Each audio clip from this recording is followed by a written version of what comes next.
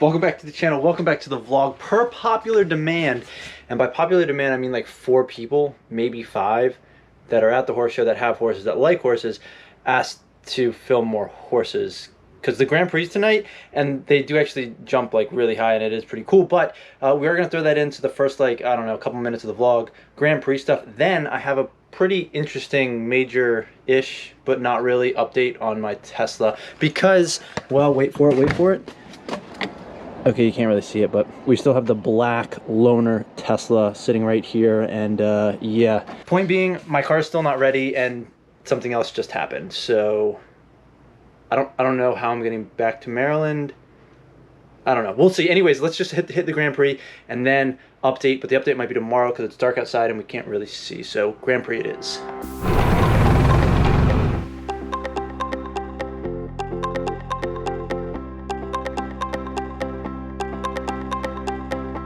Also, back by popular demand, aka its owner, Mr. Goat himself.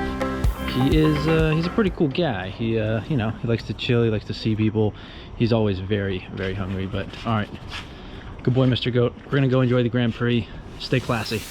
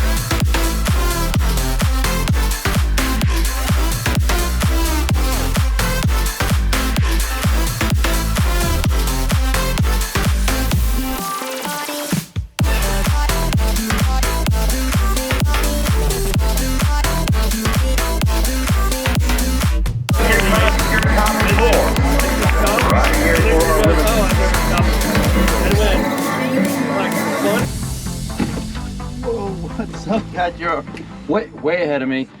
So like I said, new day. Grand Prix is over. Grand Prix was fantastic. Very cool to watch. Very cool to watch. But what's more cool, actually what's not more cool, what's less cool is the fact that my Tesla is still in the service center and it's now March 1st. Yeah, so here's the update. Ooh, real quick, guys, if you haven't checked out my YouTube channel, you know, the one that you're watching right now, just hit that little subscribe button and, you know, make sure you support the channel. Also, if you click into a video such as this one, as you can see, the subscribe button's right there, the like button's right there. So, you know, as you're watching this video, just take note that, like, just below the screen, there's typically a subscribe button and a little thumbs up that you can go ahead and tap. I would really appreciate it. Anyways, on with the video. Well, first, I don't know what this situation is. Let's see if we can... There we go, much better. All right, let's get back out on the road in the loaner P85 because, well, at least Tesla Tampa Service Center. I don't know if that's the right way to pronounce it. Anyways, the service center in Tampa, they were fantastic. When I dropped my car off, they gave me this complimentary loaner. And, well, needless to say, my car is still in the shop. So I dropped my car off on the 20th. If you guys have been following my vlogs, I may or may not have, I guess, mentioned the actual date. But yes, it was the 20th. Now, my car had a black center touchscreen, and it wouldn't go into drive. And I believe the problem was because I had pin to drive enabled. I couldn't disable it. Also, because this computer wasn't working, I couldn't do like valet mode or keyless start or any of that stuff from my app. There was nothing I could do. I tried to reset it. Nothing was working. Long story short, I pulled a fuse for the center touchscreen. It reset it, I guess, and I think that's how it cleared out pin to drive, which then enabled me to get in my car, drive up to the Tesla service center without the center touchscreen working, which means no nav, no AC, no music, can't control anything. You just have what you have. So we were able to get up there and I dropped my car off. However, I dropped it off early. You see, I was scheduled for a service appointment on the 28th because, well, they remotely like pre-diagnosed the car, figured they had to order a new computer, full MCU, and because of that, I was scheduled for the 28th, actually, February 28th, which was only, what, 2 days ago? 3 days ago? 2 days ago? Anyways, I got my car into gear. It had been sitting for like 6 days because I couldn't get it into gear. By pulling that fuse and getting it into gear, I was like, I'm just driving it straight to the service center. I will either find a ride back, Uber 80 miles, or hope that I can get some sort of loaner vehicle. So that's what I did. Luckily, I was fortunate enough that Tampa Service Center gave me a loaner vehicle, and I was able to get back down here. The problem is I dropped it off obviously on the 20th, which was super early. However, they told me that by dropping it off early, they would be able to expedite or put in, you know, a request that, hey, we already have this car. We want to get this part as soon as possible to fix the car and get it back out to the customer.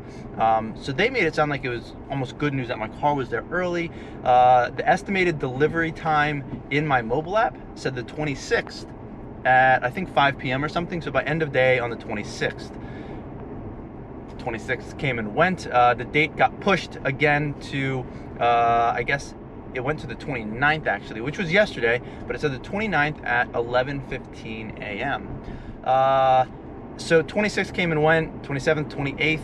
On the 28th, at the end of the day, obviously the car must not have been ready, so instead of saying 29th at 11:15 a.m., the date was again changed to not just like 1 or 2 days later, but to March 5th. So my car still is not going to be ready for about 4 days.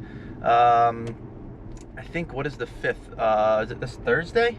So it says March 5th, I think at 3 p.m. or something. I don't know where they come up with these times, like 11:15, 3:15, 5 p.m. Like, I don't know how they come up with that, but either way, it's gonna take even longer than anticipated, and I'm not sure why. I called a couple days ago and they weren't sure. I was like, where's the part? And they're like, I don't know.